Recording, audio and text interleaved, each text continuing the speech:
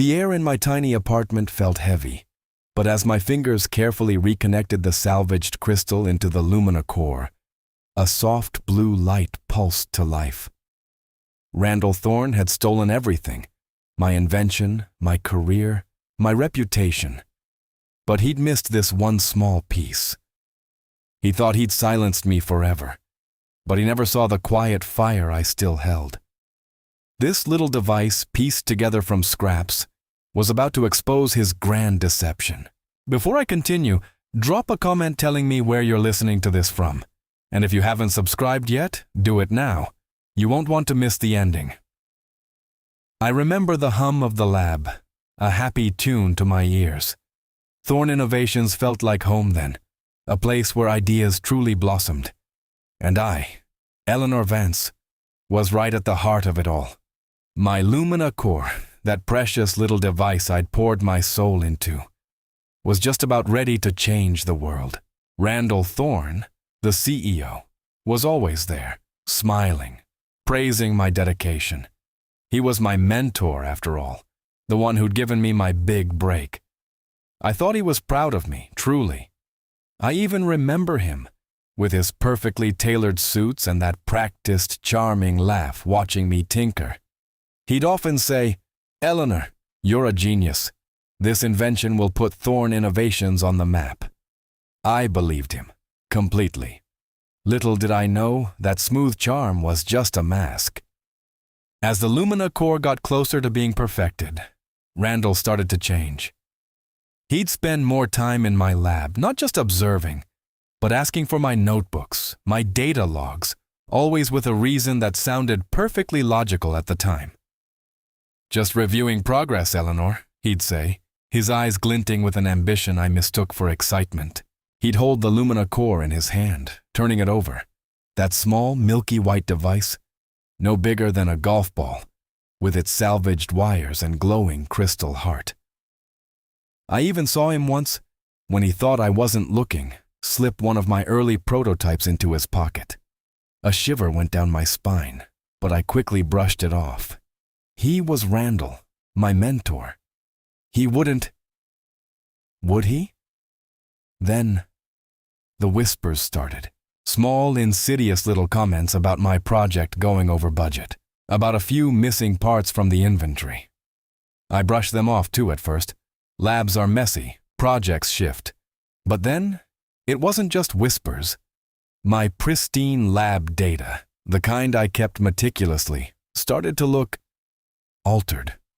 Numbers skewed, tests that never happened appearing in logs, financial records for my department suddenly showing huge, unexplained expenses.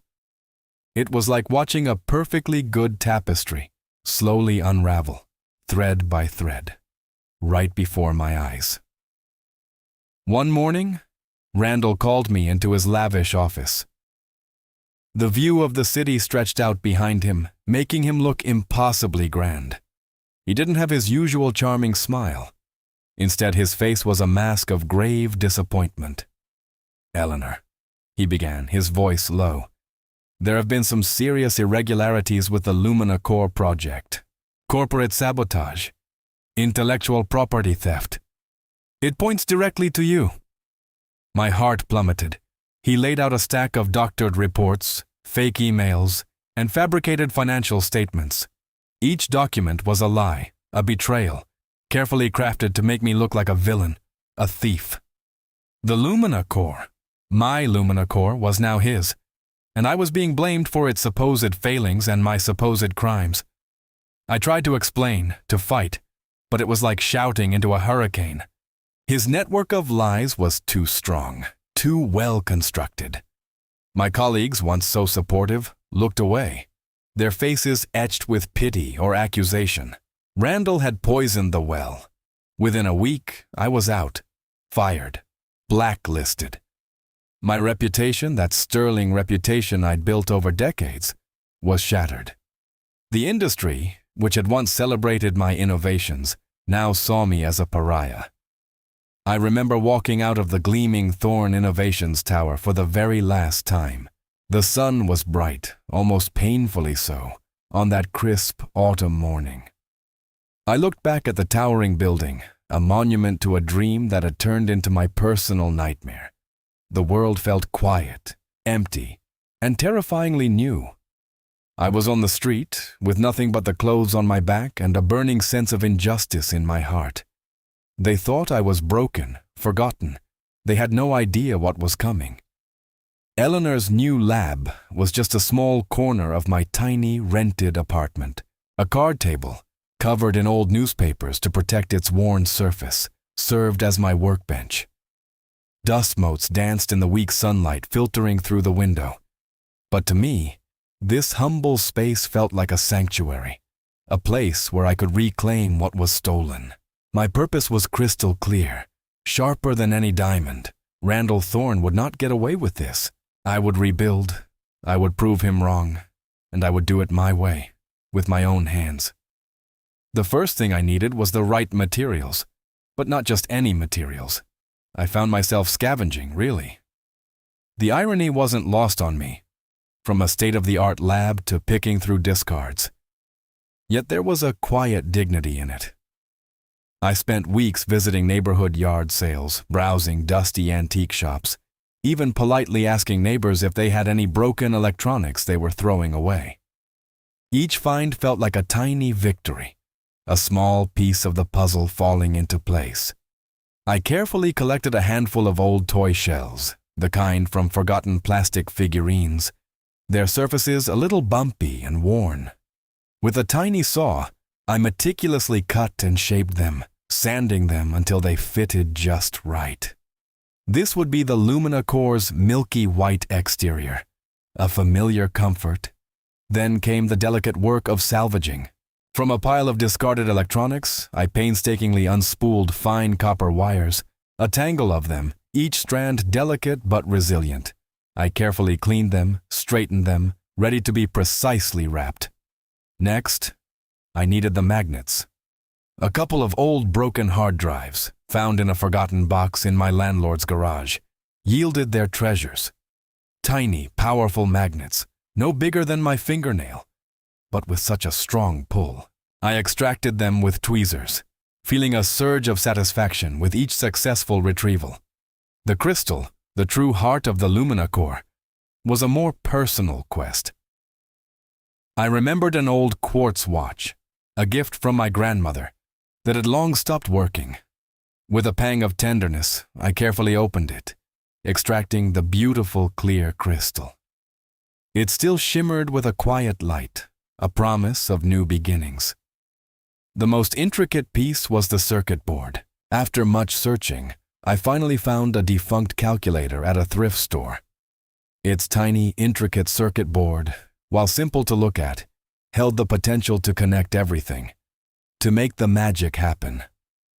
I spent hours, days even, hunched over my card table, my magnifying glass perched on my nose, my hands steady and sure. The familiar smell of solder filled the air, a scent that always brought me peace. Each connection I made, each wire I wrapped, was a silent vow to myself, a whispered promise of justice. I was putting my life back together, one tiny, salvaged component at a time. Finally, after what felt like an eternity, the new Lumina Core lay complete on my table. It was exactly as I remembered it.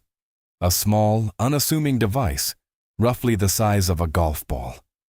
Its milky white plastic shell, crafted from those old toy shells, was smooth beneath my fingertips, through a small, clear window on its side. I could see the heart of it. That delicate tangle of fine copper wires, painstakingly salvaged, wrapped precisely around the tiny, powerful magnets from the hard drives.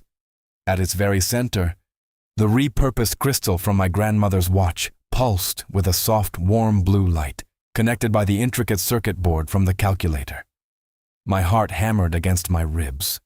This was it. The moment of truth. I picked up my old, nearly dead cell phone, the one whose battery always gave out halfway through the day. I carefully connected the Lumina Core to it, just as I designed it to be used. I held my breath, watching. A few seconds passed, then a full minute. The phone's battery indicator, which had been stubbornly red, began to tick up. Slowly at first, then steadily. The soft blue light from the lumina core pulsed, a gentle heartbeat of power. It wasn't just working, it was thriving. It was harnessing ambient energy, just as it was meant to, making traditional recharging a thing of the past for this little device. A wave of relief, so profound it made my eyes sting, washed over me. I sat back in my chair, staring at the glowing device, a small, triumphant smile spreading across my face. Randall Thorne had tried to erase me, to steal my genius and bury my name. But he hadn't accounted for the quiet strength of a woman scorned, nor the resilience of an idea. The Lumina Core was alive again, humming with a soft, steady power. And with it, so was my hope. This wasn't just a prototype. It was my proof, my weapon, my path back. And Randall had no idea I held it in my hand. He was about to find out that a small, unassuming golf ball-sized device, built from scraps, could bring down an empire. The crisp autumn air, the same kind that had bitten me the day I walked out of Thorne Innovations, now felt invigorating as I wandered through the city's quieter streets. My lab needed parts, and my new suppliers were the forgotten corners of urban life. Yard sales, dusty antique stores, even the occasional curbside treasure. I moved with purpose, my eyes scanning, always looking for that specific glint of copper, the precise curve of a plastic shell, the subtle glow of a discarded crystal. It wasn't just junk to me. It was potential raw materials for my quiet revolution. I remember one afternoon sifting through a box of old broken radios at a community garage sale. My fingers were nimble, expertly extracting a tiny capacitor here, a bit of wiring there. I was completely absorbed. A slight smile playing on my lips as I imagined the pieces coming together to breathe life into another Lumina Core. That's when I heard the giggles. "Look at her," a young voice whispered, not very quietly. "Collecting trash." Another joined in, louder this time. "Yeah, like that's going to build anything useful." I glanced up, my smile not quite fading. A small group of teenagers stood nearby, cell phones in hand. One of them, a boy with bright red sneakers and an expensive-looking jacket, had his phone pointed directly at me. He was filming, a smirk twisting his lips. I watched as he zoomed in on my hands, then on the meager pile of salvaged bits in my canvas bag. His friends laughed, nudging each other. They saw a crazy old lady rummaging through garbage. They didn't see an engineer rebuilding her dream, piece by painstaking piece. The boy, emboldened by his friend's laughter, even said something directly to the camera, something about the city's resident junk collector finding her next masterpiece. He rolled his eyes for dramatic effect, and his friends burst into another round of cackles. It was hurtful, I suppose, if I let it be, but a strange calm settled over me. Their mockery was a testament to their ignorance, not my worth. They couldn't possibly understand the quiet genius in my hands, the fire still burning bright within me. They couldn't see the tiny Lumina Core already humming to life in my apartment. Later that week, a kind neighbor, bless her heart, brought me a tablet with a worried look on her face. "Eleanor," she said softly, "have you seen this?" On the screen was a short video, grainy and shaky, titled something like, "The Crazy Scavenger Lady Strikes Again." It was the boy from the garage sale. He'd posted it, and it had garnered quite a few views, mostly comments filled with similar dismissive remarks and unkind jokes. My face was clearly visible, focused, intent, but to them it was just proof of eccentricity, perhaps even madness. My neighbor looked at me with deep concern. "I'm so sorry, dear. People can be so cruel." I smiled, a genuine warm smile. "Oh, it's quite all right, Maggie," I told her, patting her hand gently. "They don't know what they're seeing, that's all." The video, the laughs, the online comments, none of it touched the steady resolve within me. It was just noise, a distraction from my true purpose. Randall Thorne had tried to bury me, to make me a laughingstock, and these young people were unwittingly playing a small part in his narrative. But they were all wrong. With a contented sigh, I returned to my tiny apartment, my canvas bag filled with a few more salvaged treasures. The card table, my humble workbench, awaited. The soft blue light of the Lumina core, my masterpiece crafted from scraps, pulsed gently, a silent promise. They could film all they wanted, they could laugh, they could call me whatever names they chose. It didn't change a thing. In my quiet corner, the real work was happening. And soon, very soon, the world would see. Randall Thorne had no idea the crazy scavenger lady was about to unravel his entire empire. Randall Thorne was in his sprawling penthouse office, the city lights twinkling below like scattered diamonds. He was supposed to be reviewing quarterly projections, but his assistant, a nervous young man named Kevin, had just shown him something on a tablet that made his blood run cold. It was a short video, grainy, just like the ones Eleanor had described.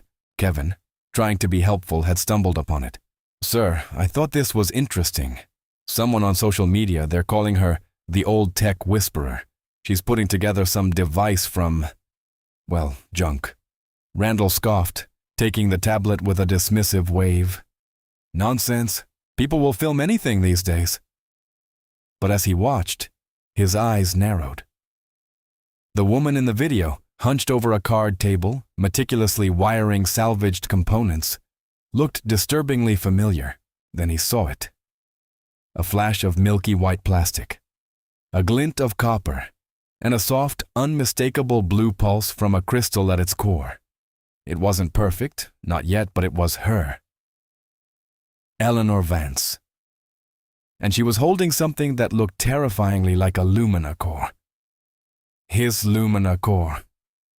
The one he'd stolen. His smooth, practiced smile vanished. A cold dread seeped into his gut. Eleanor, out there, creating another one. He'd made sure her reputation was ruined, that she couldn't get a job anywhere in the industry. She was supposed to be irrelevant, a ghost. But there she was, piecing together his undoing from trash. The thought was infuriating, humiliating, and utterly terrifying. He couldn't let her expose him. Not now, when Thorne Innovations was soaring, built on her genius. "Find her," Randall barked at Kevin, his voice tight with barely suppressed fury. "Find out where she lives, and I want everything she's working on, that contraption, brought to me, discreetly. No fuss, no attention." Kevin, pale and trembling, nodded frantically and scurried out. Randall stared at the tablet, the image of Eleanor's focused face burning into his mind.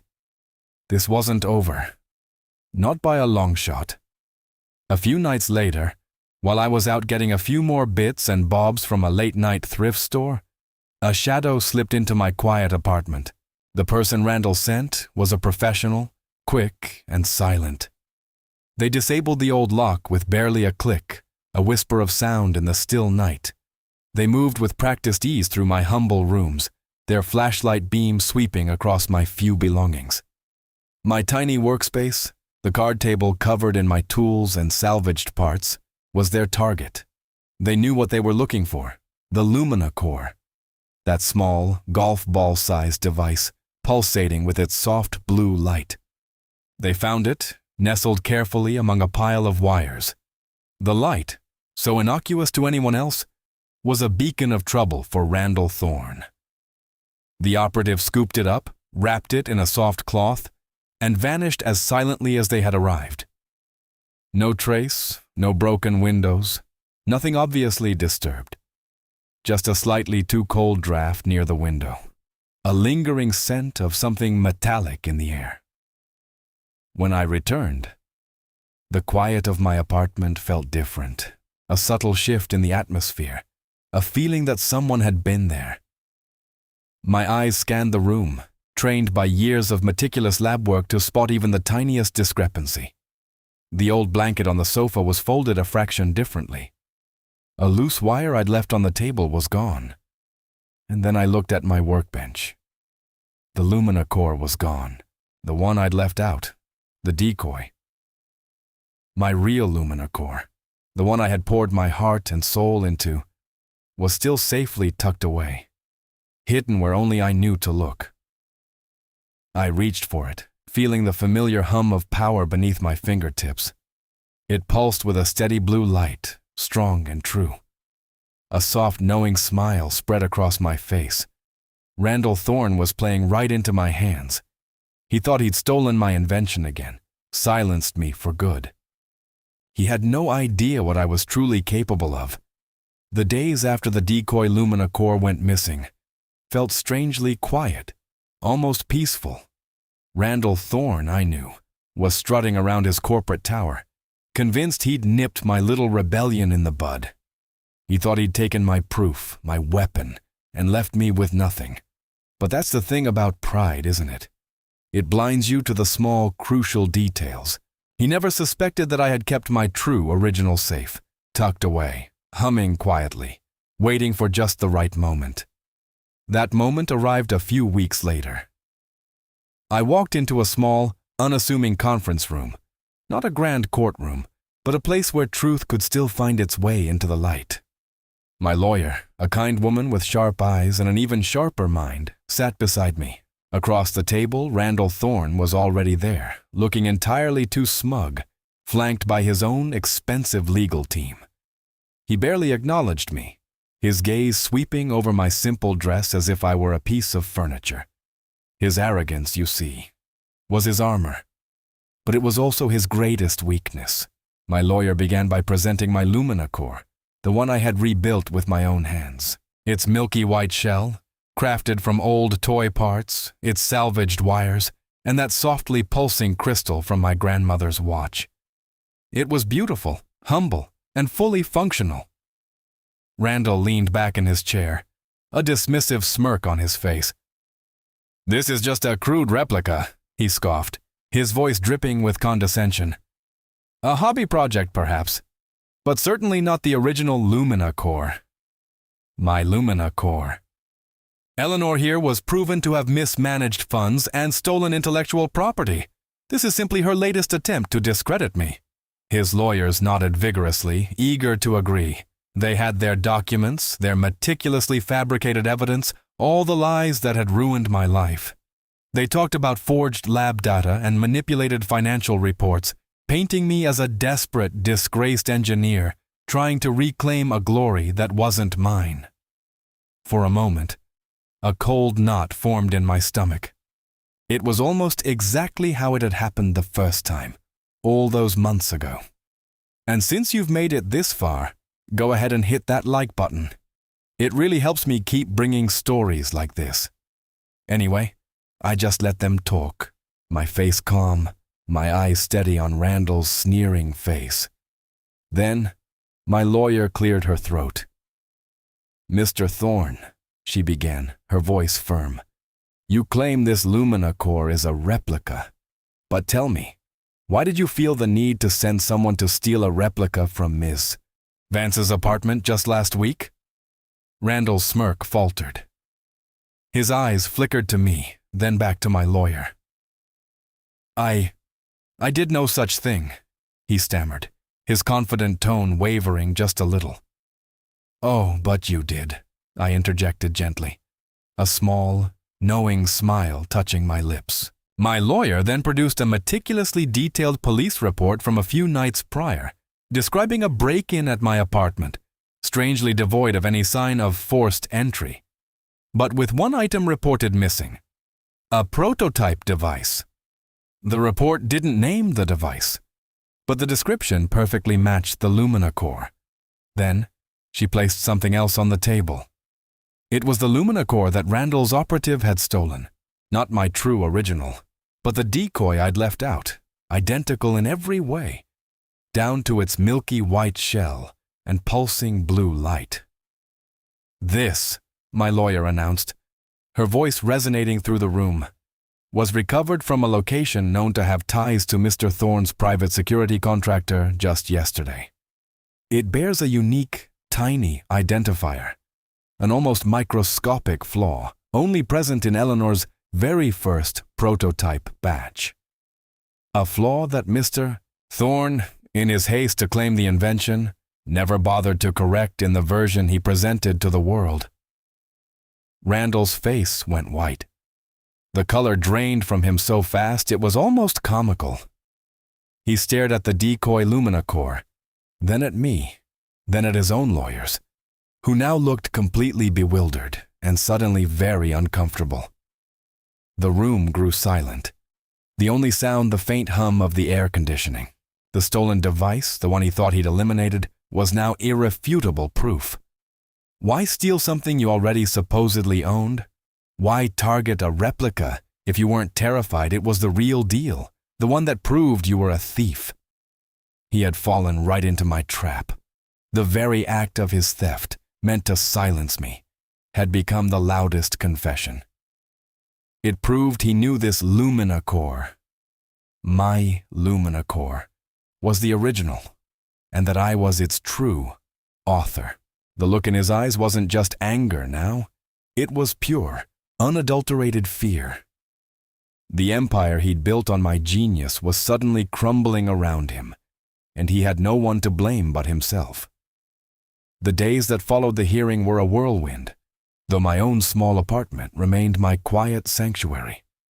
The legal proceedings were underway, and the evidence against Randall Thorne was piling up, clearer and more damning with each passing day. My lawyer had done a magnificent job, proving that the Lumina core, my Lumina core, was indeed the original, and that Randall's attempts to steal it, twice, were admissions of guilt. It wasn't just my reputation being rebuilt.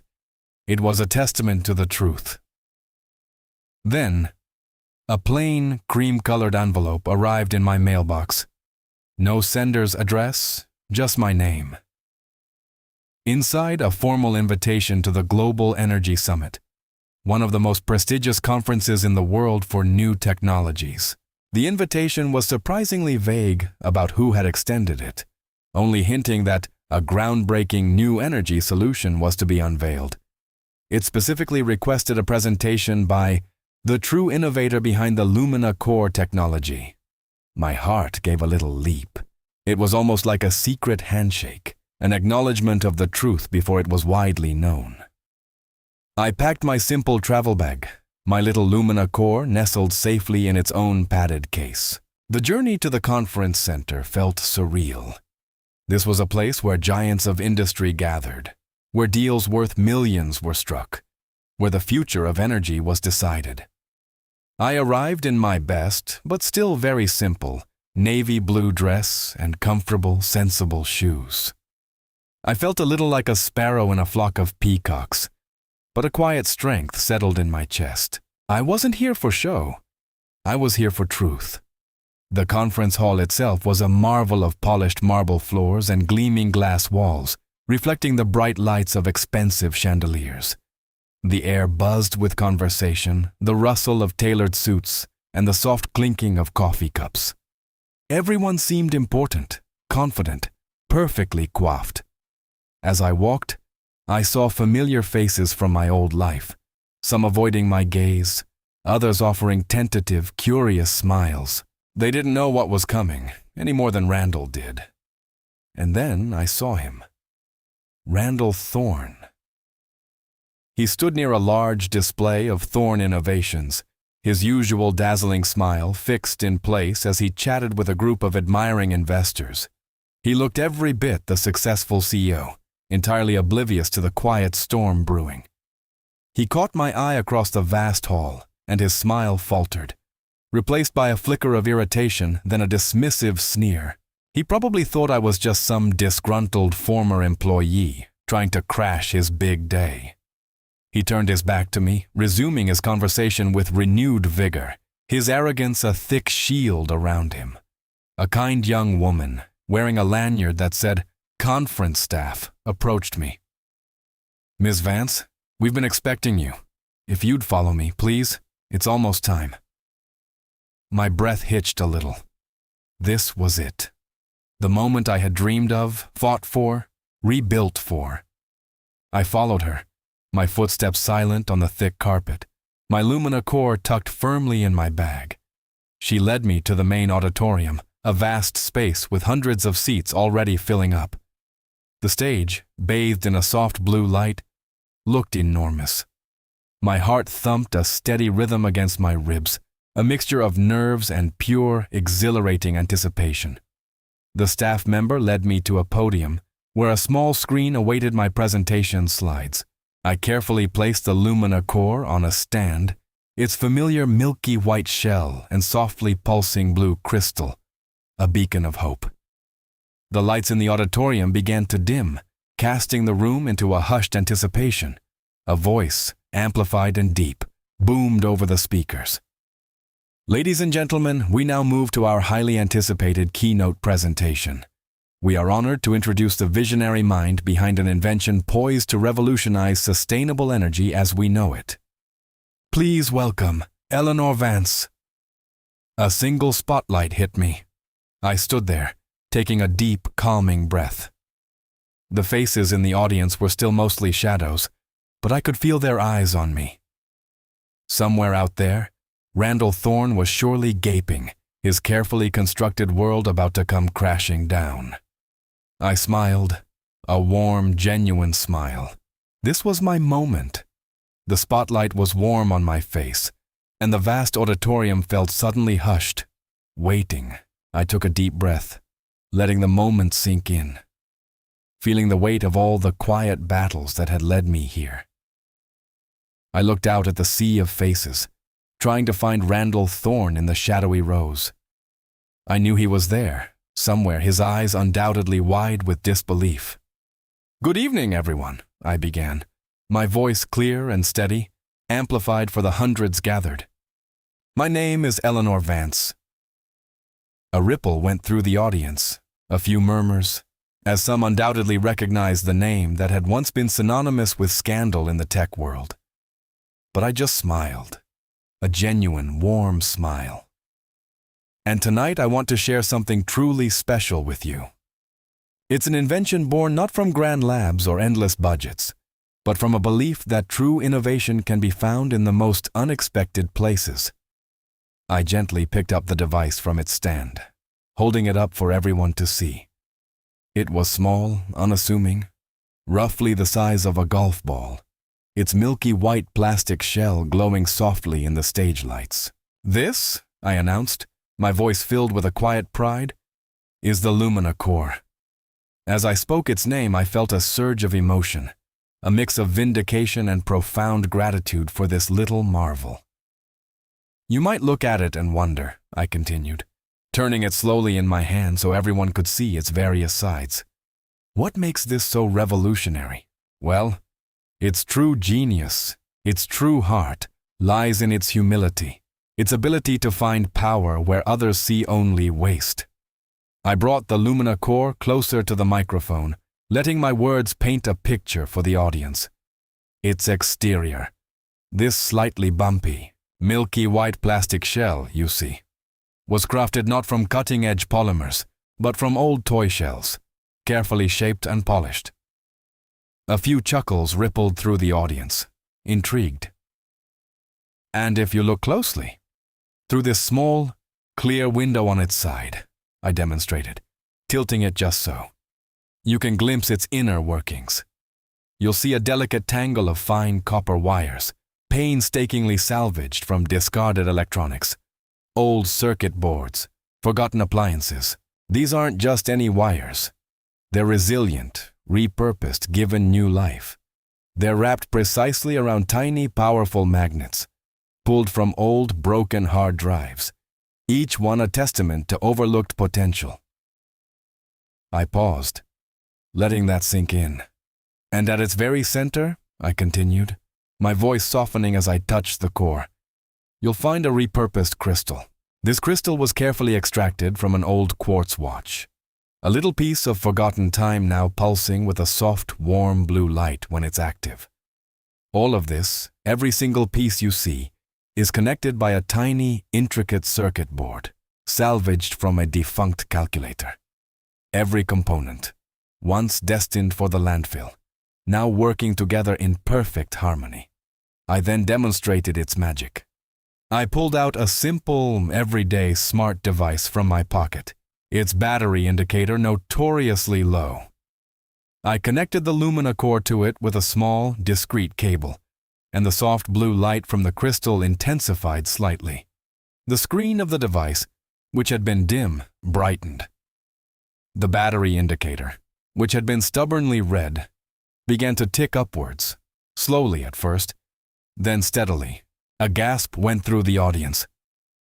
"Its magic is simple, yet profound," I explained, letting the device charge for another moment. The Lumina core drastically extends the battery life of any small electronic device it's connected to, allowing for almost indefinite operation by subtly harnessing ambient energy. It makes traditional recharging a thing of the past for these devices. The screen now showed a healthy green battery bar. As I finished, a wave of applause swept through the room, a genuine, astonished reaction. I looked out again, and this time, my eyes found him. Randall Thorne. He was sitting in one of the front rows. His face, which had been a mask of disbelief, was now utterly drained of color. His jaw hung slightly open, his eyes wide and vacant. He looked like he'd seen a ghost, his perfectly tailored suit now seeming to hang loosely on his suddenly trembling frame. The once smug, confident CEO of Thorne Innovations was now just a pale, terrified man, watching his stolen empire crumble before his very eyes. The applause from the Global Energy Summit was still ringing in my ears as my lawyer, Sarah, steered me through the buzzing crowd. The impact had been immediate and profound. News of my presentation and the quiet revelation that followed had spread like wildfire. The true story of the Lumina core, a tale of invention, betrayal, and quiet triumph, was finally out in the open. The lawsuit against Randall Thorne and Thorne Innovations began almost immediately. Sarah worked tirelessly, gathering all the threads of evidence we had meticulously prepared. The little decoy Lumina core, stolen from my apartment and later recovered, was a star witness in itself. It spoke volumes about Randall's panic and his desperate attempts to silence me. The tiny, almost microscopic flaw in its original prototype batch, the one he had overlooked in his haste to claim it as his own, became irrefutable proof that it was my design, my genius. I remember sitting in a quiet office, not a courtroom yet, just watching as Sarah laid out the facts for a panel of important-looking people.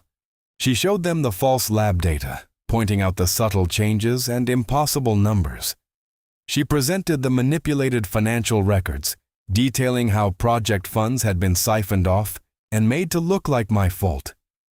She even brought up the string of whispers and rumors Randall had spread to ruin my name, using testimony from former Thorne Innovations employees who, now that the truth was coming out, were finally brave enough to speak up. It was like watching a perfectly woven tapestry of lies slowly unravel, thread by thread, exposing the ugliness underneath. Randall, of course, tried to fight. His legal team, sharp as they were, couldn't conjure away the truth. He tried to dismiss the recovered decoy Lumina core as a random device, claiming I had planted it, but the evidence of his security team's involvement was too strong.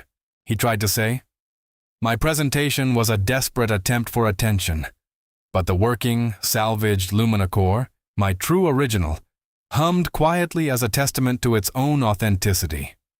The truth, you see, has a way of shining through, no matter how much dirt is piled on top of it.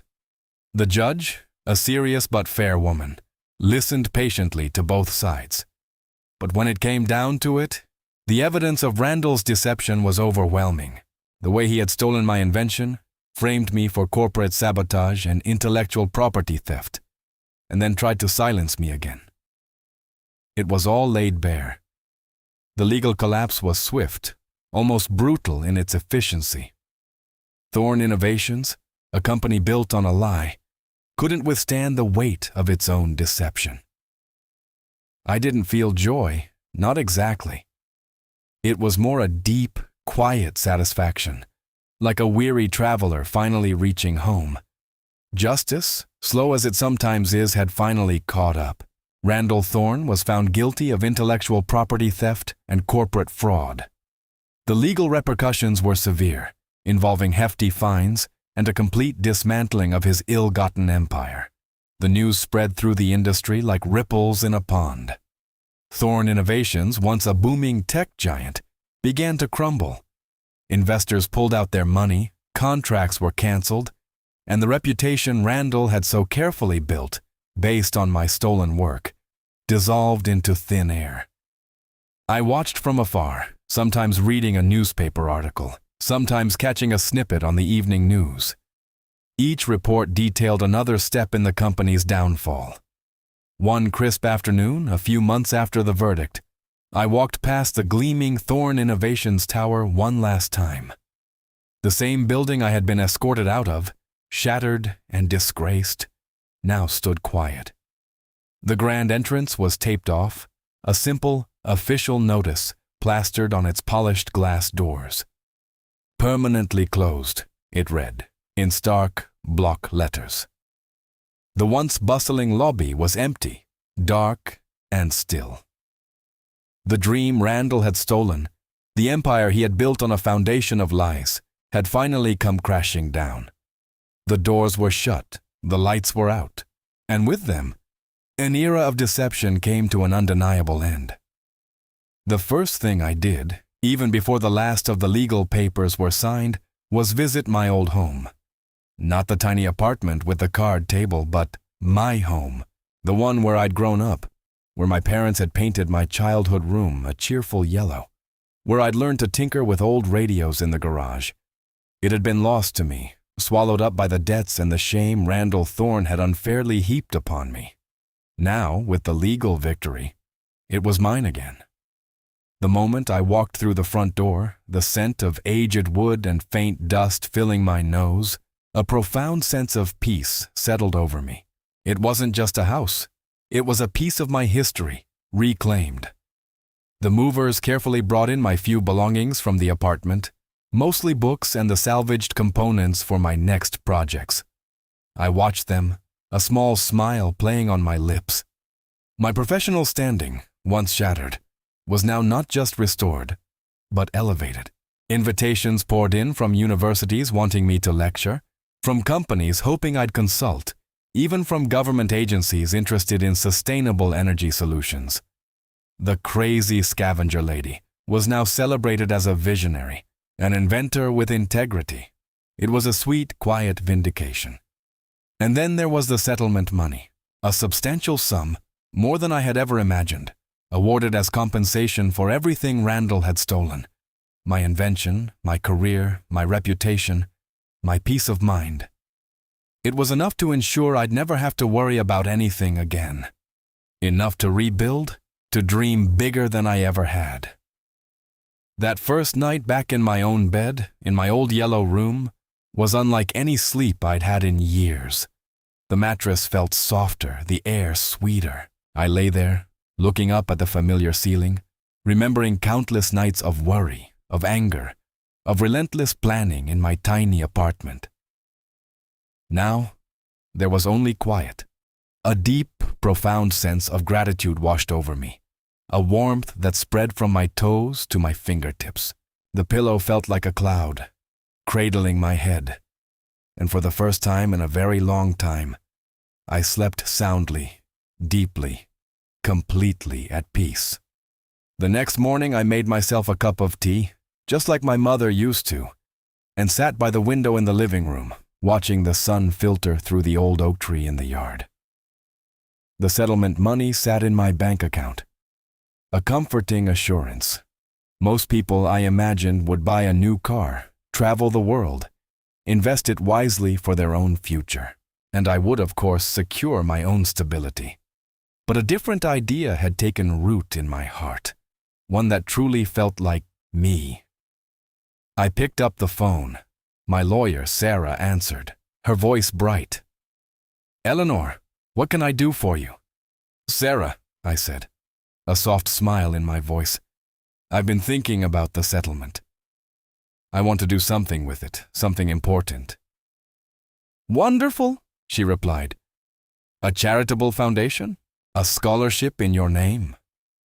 "Something a little different," I said, looking out at the world. A world still full of hidden potential, just waiting to be discovered. "I want to create a fund, a substantial fund. It won't be for grand, corporate projects. It will be for the quiet dreamers, the unsung inventors working out of their garages, their basements, even their tiny apartments, the ones who use salvaged parts, who see value where others see only trash. I want to give them the resources, the mentorship, the safe space to develop their ideas without fear of being stolen or ignored. I want to make sure no other Eleanor Vance ever has to go through what I did. I want to call it the Humble Innovation Fund." There was a moment of surprised silence on the other end of the line. Then I heard Sarah let out a soft gasp. "Eleanor," she said, her voice filled with a genuine awe. "That is truly remarkable. It's brilliant." I smiled, feeling a warmth spread through my chest that was far more fulfilling than any personal luxury could provide. This wasn't just about justice for me. It was about fostering a better, kinder future for others. This was my true legacy. Sitting here in my own home, the sun warm on my face as it streams through the old oak tree, it's hard to believe how far I've come. I close my eyes, and I can still feel the hum of my old lab at Thorn Innovations, that happy tune that once filled my days.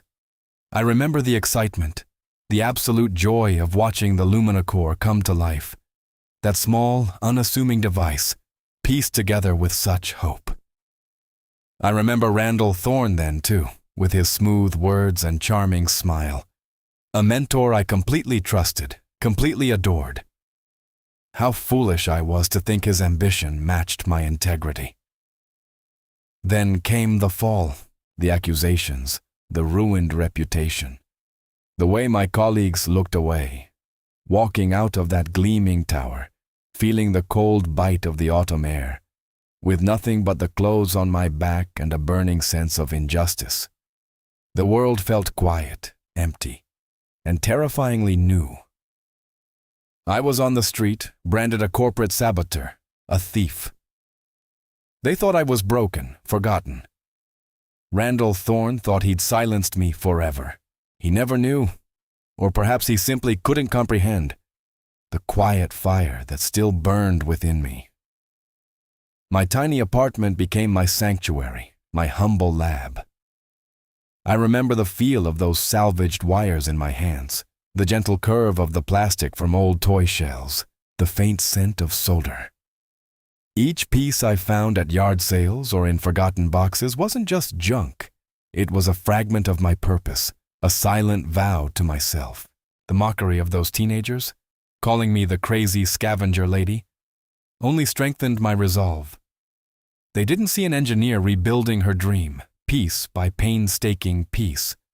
They didn't see the silent, steady power of a Lumina-Core humming to life on my card table. Randall, in his arrogance, walked right into my trap. His desperate theft of my decoy Lumina-Core was the loudest confession he could have made. He thought he was taking my proof, but he was only providing more evidence against himself. He was so blinded by his own pride, he couldn't see the simple truth. Standing on that global stage, holding my Lumina-Core, explaining how every component, once destined for the landfill, now worked together in perfect harmony. That was a moment I'll never forget. Seeing Randall's face, drained of color, his jaw hanging open as his empire crumbled before his eyes, that was a different kind of satisfaction. Not cruel, not vengeful, but a deep, quiet acknowledgement that truth always finds its way. Now, I'm back in my childhood home, safe and sound. My reputation isn't just restored, it shines brighter than ever. But the true treasure isn't the money or the accolades, it's the peace in my heart. The knowledge that I stood firm, that I rebuilt, not with grand gestures, but with humble parts and unwavering spirit.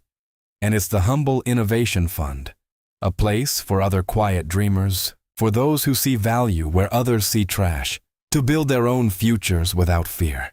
I learned that what truly defines us isn't where we start, or even where we fall, but how we rise.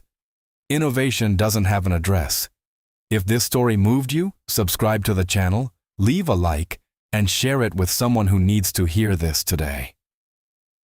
Your support is what brings these stories to more people.